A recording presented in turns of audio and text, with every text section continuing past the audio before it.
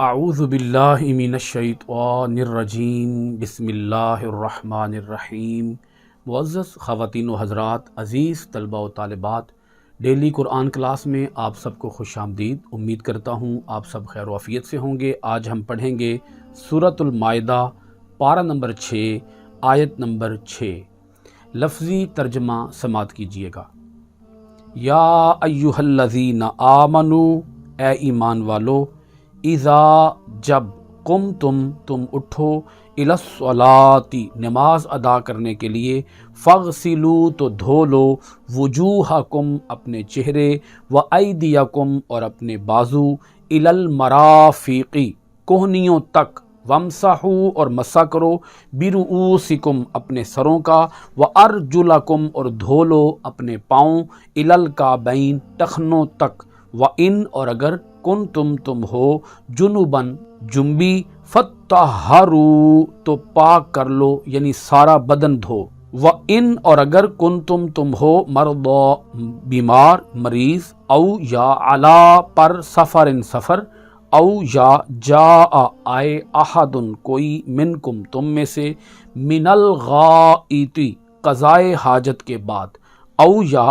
لامستم تم نے صحبت کی ہو، النساء عورتوں سے، فلم پھر نہ، تجدو تم پاؤ، ماء پانی، فتیمموا تو تیمم کرو، سعیداً مٹی سے، طیباً پاک، فامسحوا پس مسح کر لو، بوجوہکم اپنے چہروں پر، وایدیکم اور اپنے بازوؤں پر، منہ اس سے، ما نہیں، یریدو چاہتا، اللہ لیجعل کہ رکھے، علیکم تم پر، من حرجن کچھ تنگی، ولیکن بلکہ، یریدو وہ چاہتا ہے، لیطہرکم کہ خوب پاک صاف کر دے تمہیں، ولیتم اور پوری کر دے، نعمتہ اپنی نعمت، علیکم تم پر، لعلکم تاکہ تم، تشکرون شکر ادا کرتے رہو۔ معزز خواتین و حضرات، اس آیت مبارکہ کا گزشتہ آیات کے ساتھ ربط یہ ہے، اللہ رب العالمین نے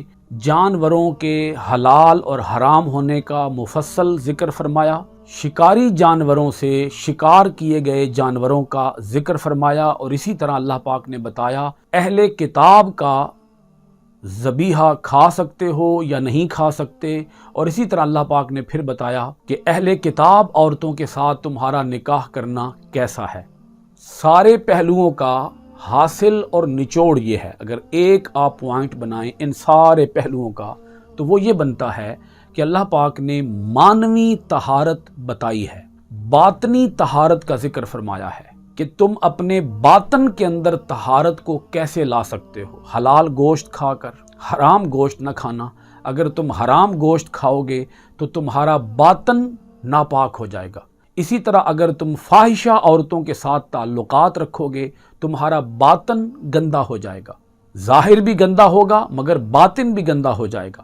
یہاں اس آیت کے اندر اللہ پاک نے پھر ذکر کیا ظاہری طہارت کا، کیونکہ یہ دونوں قسم کی طہارتیں ایک بندہ مومن کے لیے بہت ضروری ہیں، بہت امپورٹنٹ ہیں۔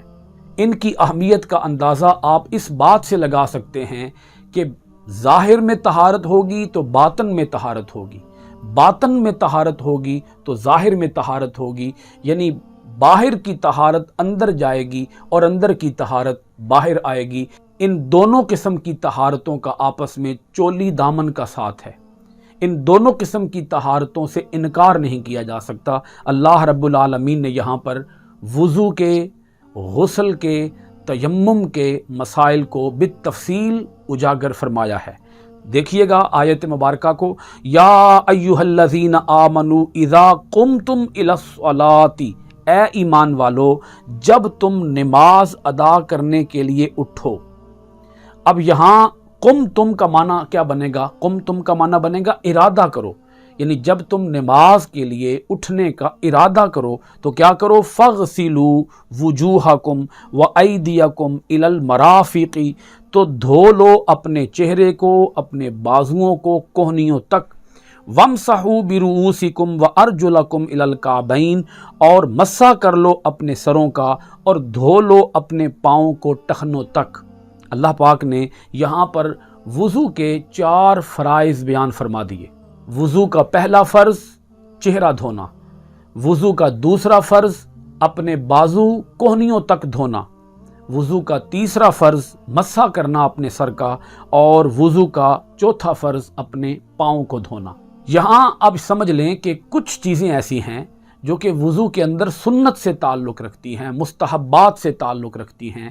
اللہ رب العالمین نے فرائض کو بیان فرما دیا، اور سنتیں، وضو کے آداب اور وضو کے مستحبات وہ حضور نبی کریم علیہ الصلوۃ والسلام نے اپنے عمل کے ذریعے بیان فرما دیے۔ چہرے کی حد کیا ہوگی؟ حدیث پاک کے مطابق جہاں سے سر کے بال شروع ہوتے ہیں وہاں سے لے کر ٹھوڑی کے نیچے تک، اور اسی طرح ان دونوں کانوں کی لو کے درمیان یہ جو حصہ ہے، یہ جہاں سے کان شروع ہوتا ہے یہ حصہ ہوگا چہرے کا۔ اور ہاتھوں کا جو ہے وہ اللہ پاک نے خود بیان فرما دیا کوہنیوں تک۔ اگر کسی کی کوہنی خشک رہ گئی تو وضو نہیں ہوگا۔ سر کا جو مسح ہے، چوتھائی سر کا مسح کرنا یہ فرض ہے، اور پورے سر کا مسح کرنا یہ سنت ہے۔ اسی طرح پاؤں دھونا ٹخنوں تک یہ فرض ہے۔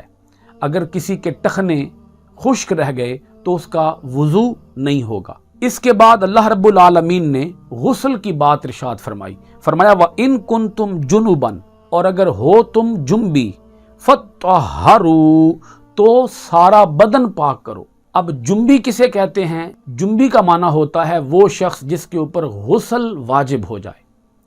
غسل کس کے اوپر واجب ہوتا ہے؟ اگر مرد کی بات کی جائے تو اس کی چند ایک صورتیں ہیں، مثلاً اسے احتلام ہو جائے یا وہ بیوی سے صحبت کرے، ان صورتوں میں وہ جنبی ہو جائے گا۔ اگر کسی کے عضو خاص سے اچھل کر منی باہر آئے، قطرات، منی کے قطرات اچھل کر باہر آئیں تو مرد کے اوپر غسل واجب ہو جائے گا۔ عورت کے اوپر غسل واجب کب ہوگا؟ اس کی ایک صورت حیض کی ہے، اور دوسری صورت نفاس کی ہے، اور اسی طرح تیسری صورت مباشرت ہم بستری کی ہے۔ اس کے ساتھ ہی میں عرض کر دوں کہ غسل کے 3 فرائض ہیں۔ غسل کا ایک فرض کلی کرنا، غسل کا دوسرا فرض ناک میں پانی ڈالنا، سخت ہڈی تک، ناک کی سخت ہڈی تک پانی ڈالنا۔ اگر کسی کا روزہ ہو تو اسے چاہیے کہ وہ مبالغے سے کام نہ لے، احتیاط سے کام لے، یعنی کلی جب کرے تو بہت حد تک آگے حلق کی طرف نہ لے کے جائے پانی کو، اور اسی طرح جب ناک میں پانی ڈالے تو اس میں بھی احتیاط سے کام لے کہ پانی کہیں ناک کے راستے حلق کے اندر نہ پہنچ جائے، تاکہ اس کا کہیں روزہ نہ ٹوٹ جائے۔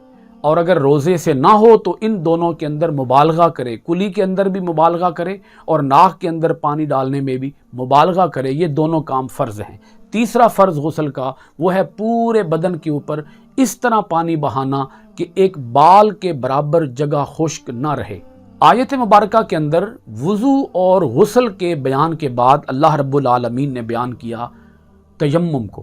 فرمایا وَإِن كُنتُم مَّرْضَىٰ، اور اگر ہو تم بیمار، او یا علی سفر، سفر پر ہو، او جاء احد منکم من الغائط، یا آئے تم میں سے کوئی قضائے حاجت کے بعد، او لامستم النساء، یا تم نے عورتوں سے صحبت کی ہو۔ اب دیکھیے گا اللہ رب العالمین نے اپنے بندوں کی آسانی کی خاطر، سہولت کی خاطر اللہ پاک نے فرمایا کہ اگر تم بیمار ہو اور تم وضو یا غسل نہیں کر سکتے بیماری کی وجہ سے، یعنی اگر تم پانی کا استعمال کرو گے تو اس سے بیماری کے بڑھ جانے کا اندیشہ ہو یا تمہارے مر جانے کا اندیشہ ہو، تو ایک صورت یہ ہو گئی بیماری کی۔ دوسری صورت اللہ پاک نے بیان فرمائی سفر کی۔ سفر کے اندر بسا اوقات انسان کو پانی میسر آتا ہے اور کبھی پانی میسر نہیں آتا، تو سفر کے دوران اگر کوئی آدمی ہو اور اسے پانی میسر نہ آئے، یعنی یا تو آدمی بیمار ہو، پانی موجود ہے لیکن وہ پانی کو استعمال کرنے کی قدرت نہیں رکھتا، طاقت نہیں رکھتا، یا وہ سفر پر ہے اور اسے پانی اویلیبل ہی نہیں ہے، او جاء احد منکم من الغائط، یا تم میں سے کوئی قضائے حاجت کر کے آئے۔ قضائے حاجت کی صورت میں صرف وضو ہی فرض ہوگا، قضائے حاجت کی صورت میں غسل تو فرض نہیں ہوگا۔ آگے اللہ پاک نے غسل کی صورت بھی بتا دی، او لامستم النساء، یا تم نے عورتوں سے صحبت کی ہو۔ آیت مبارکہ کے اس ٹکڑے کے اندر اللہ پاک نے 2 صورتیں بتائیں، ایک صورت بتائی بیماری کی، دوسری صورت بتائی سفر کی۔ اور ساتھ اللہ پاک نے دو صورتیں اور بتائیں، ایک قضائے حاجت اور ایک صحبت۔ قضائے حاجت کی صورت میں وضو فرض ہو جائے گا اور صحبت کی صورت میں غسل فرض ہو جائے گا۔ اللہ پاک نے فرمایا فَلَمْ تَجِدُوا مَاءً، پھر تم پانی نہ پاؤ، یعنی تمہارے اوپر غسل فرض ہو چکا ہے یا تمہارے اوپر وضو فرض ہو چکا ہے اور تم بیمار ہو یا تمہیں پانی مل نہیں رہا، تو پھر تم کیا کرو، فَتَيَمَّمُوا صَعِيدًا طَيِّبًا، تو پھر تم پاک مٹی کے ساتھ تیمم کر لو۔ آگے اللہ پاک نے تیمم کا پورا طریقہ بیان فرما دیا، فَامْسَحُوا بِوُجُوهِكُمْ وَأَيْدِيكُمْ، کیا کرو، دو چیزوں کا تم نے مسح کرنا ہے، فَامْسَحُوا بِوُجُوهِكُمْ وَأَيْدِيكُمْ مِنْهُ، تو اس پاک مٹی سے مسح کر لو اپنے چہروں کا اور اپنے بازوؤں کا، یعنی جتنے حصے پر آدمی چہرے کے اوپر پانی بہاتا ہے اس کا بھی وہ مسح کر لے، اور جتنے حصے پر وہ بازوؤں کے اوپر پانی بہاتا ہے اس کے اوپر بھی وہ مسح کر لے۔ کسی بھی ایسی جگہ پر جہاں پر مٹی ہو، جہاں پر گرد ہو، وہاں وہ ایسے اپنا ہاتھ لگائے گا، اس مٹی والی جگہ کے اوپر اپنا ہاتھ مارے گا، دونوں ہاتھوں کو مارے گا، اور اگر مٹی زیادہ لگ گئی ہو تو اس کو ایسے جھاڑنے کی بجائے وہ ایسے جھاڑے گا تاکہ کچھ نہ کچھ مٹی اس کے چہرے کے اوپر لگے۔ وہ اپنے پورے چہرے کے اوپر اپنے دونوں ہاتھوں کو مل لے گا، اور اس کے بعد پھر وہ اپنے دونوں ہاتھ اس جگہ پر مارے گا جہاں مٹی ہوگی۔ مارنے کے بعد اگر زیادہ مٹی لگ گئی ہو تو ایسے کر کے وہ جھاڑ لے گا اور اپنے بازوؤں کا مسح کرے گا۔ پہلے اپنے دائیں بازو کا مسح کرے گا اس طریقے سے یہاں تک ہاتھ کو لے کے آئے گا، اور اس طریقے سے پھر اوپر سے ہاتھ پھیر دے گا۔ پہلے بازو کے نیچے سے ہاتھ پھیرے گا اور پھر بازو کے اوپر سے ہاتھ پھیر دے گا۔ پہلے دائیں بازو کا مسح کرے گا اور اس کے بعد وہ بائیں بازو کا مسح کرے گا، اسی طریقے سے ضرب لگائے بغیر اپنے بائیں بازو کے نیچے سے ہاتھ گزارے گا اور پھر وہ اپنے بائیں بازو کے اوپر سے ہاتھ گزار دے گا۔ یہ ہے طریقہ تیمم کا۔ اللہ رب العالمین نے اسی کے ساتھ ایک اور بات ارشاد فرمایا ما یرید اللہ لیجعل علیکم من حرج، فرمایا نہیں چاہتا اللہ تعالیٰ کہ رکھے تم پر کچھ تنگی۔ اللہ تعالیٰ نے تمہیں کسی مصیبت میں ڈالنا پسند نہیں فرمایا۔ اللہ نہیں چاہتا کہ وہ تمہارے اوپر کوئی بوجھ ڈالے۔ اب یہاں کیا بوجھ ہے، کیا تنگی ہے؟ آپ دیکھیں کہ اللہ پاک نے ایک حکم دیا وضو کا، ایک حکم دیا غسل کا۔ ہر وقت اللہ پاک نے غسل کا حکم نہیں دیا۔ غسل اس صورت میں ہے جو عورت کے لیے حیض نفاس کی صورت ہے اور ہم بستری کی صورت ہے، اور اسی طرح مرد کے لیے احتلام کی صورت ہے یا ہم بستری کی صورت ہے۔ اللہ رب العالمین نے ان صورتوں میں غسل کا حکم دیا، جنابت کی حالت میں غسل کا حکم دیا۔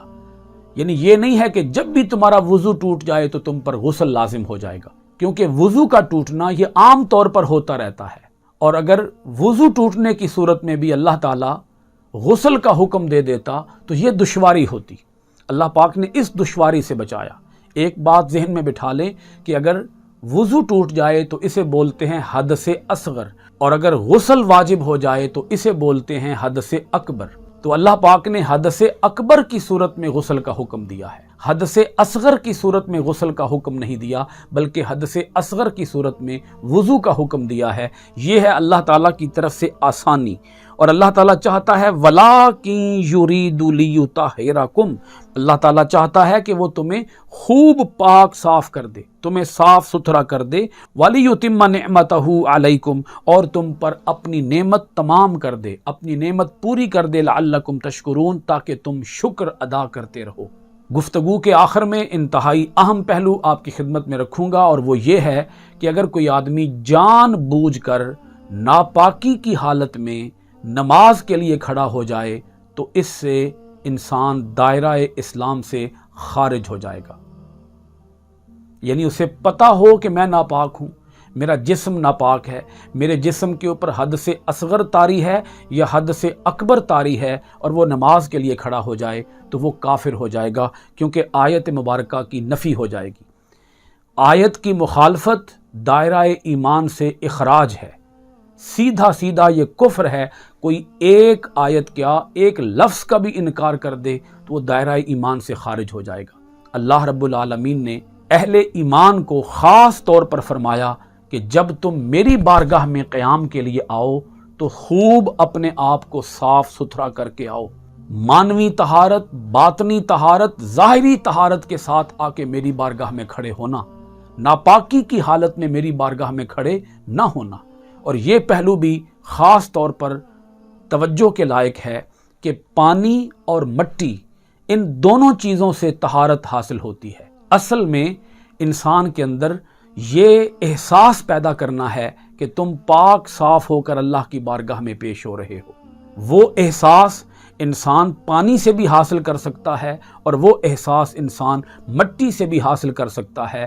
انسان کے دل کے اندر یہ خیال، یہ تاثر پیدا ہو جاتا ہے کہ میں پاک صاف ہوں، اللہ کے حضور پیش ہو رہا ہوں تو پاک صاف ہو کر اللہ کے حضور پیش ہو رہا ہوں، کیونکہ وہ بارگاہ پاک ہے، وہ بارگاہ عظیم ہے۔ لہٰذا اس بارگاہ کے تقاضے ہیں کیا کہ انسان پاک صاف ہو کر اللہ کے حضور عبادت کے لیے پیش ہو۔ اللہ تعالی ہمیں اپنی آیتوں کے اندر غور و خوض کرنے، اپنی آیتوں کو معنی ترجمہ، تفسیر و تشریح کے ساتھ پڑھنے، عمل کرنے اور قرآن کے آفاقی پیغام کو دنیا بھر کے اندر عام کرنے کی توفیقات خیر عطا فرمائے۔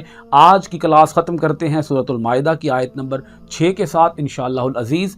آئندہ ڈیلی قرآن کلاس میں حاضر ہوں گے سورۃ المائدہ کی آیت نمبر 7 کے ساتھ۔ آپ سب حضرات کا بہت بہت شکریہ۔ السلام علیکم ورحمۃ اللہ وبرکاتہ۔ صلی اللہ علیہ وسلم سیدنا کریم صلی اللہ علیہ وسلم سیدنا کریم صلی اللہ